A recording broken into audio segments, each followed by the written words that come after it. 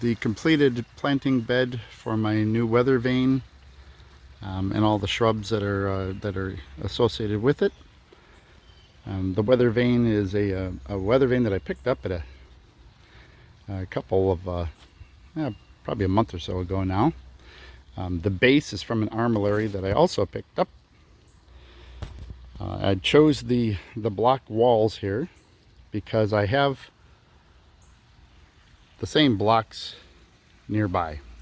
So I wanted something that was going to have the same appearance. I wanted to carry that theme throughout. The area that this is planted in, that this whole planting bed is part of, is situated between a live oak tree and a laurel tree. And there's a big open space in between. There's also an ugly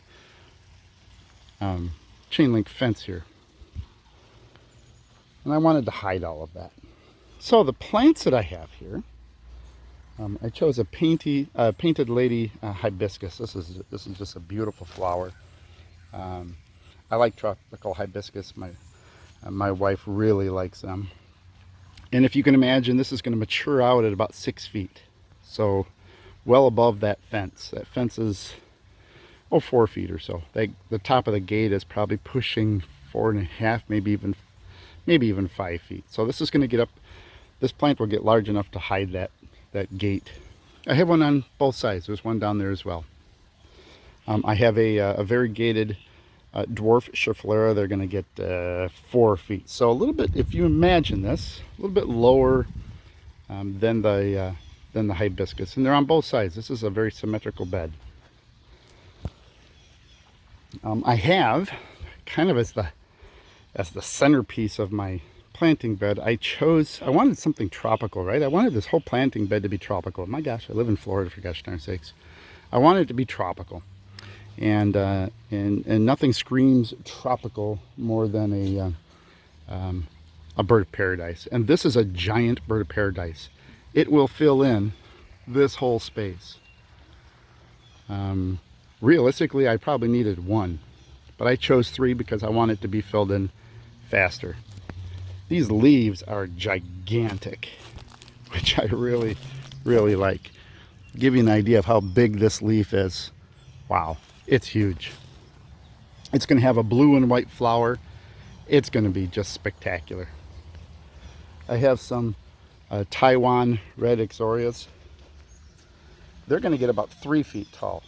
So if you can imagine that they're 3 feet, in back of them, the Schefflera are about 4 feet, with the gigantic leaves behind those, the hibiscus about 6 feet. I'm creating multiple layers. When you choose plants for a landscape, you want to create multiple layers. In front of the bird of paradise, I also have some fountain grass.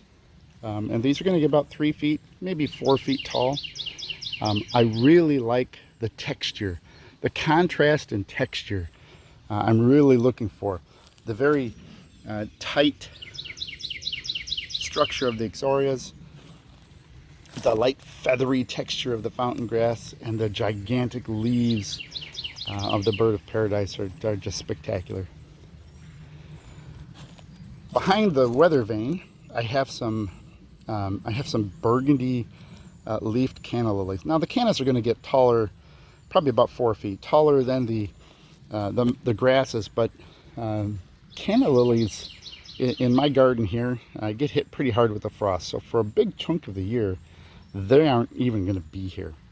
But that flower is just a beautiful flower, and the contrast between the leaves and the flower is just phenomenal. So if you can imagine that this is growing up and will fill in that whole space in front of those bird of paradise, but the bird of paradise will be towering over this whole area. And then as the centerpiece, again, I wanted something tropical, and I wanted something that was really, really unique and different. And I have really good luck with these in my yard. These are shrimp plants, and this yellow one, the pink shrimp plants that I have in my yard are kind of a droopy flower. And these are very erect flowers, and they're just wonderful. I mean, my gosh, look at that. That's just a unique flower. And those are going to get about 3 feet tall. So that's the plantings. So multiple layers. I already had a whole bunch of ferns in here, and I just planted amongst the ferns. In fact, I transplanted a couple of the ferns so they would just fill in, because I just want this bed from that corner post where my peacock statue is. I just wanted this just to continue, and all of a sudden this planting bed kind of popped out. I don't have any edging in here, and I'll tell you why I don't have any edging. I have future plans for a pool, and that's going to destroy my yard. So rather than put a lot of effort into edging that may or may not get pulled out, I decided just to leave it off for now. This is an area that, as you can see, I'm having some troubles with grass growing anyway. I'm guessing something else is going to be happening to this area in addition to this, so we'll have to stay tuned, see what happens. But this is the finished bed and the why and the how I went about it. The plantings, by the way, are sitting in my soil is horribly sandy, so they're sitting in a mix of compost and composted manure. And they've been very happy. They've been in for about a week and a half, 2 weeks now, and they're very happy.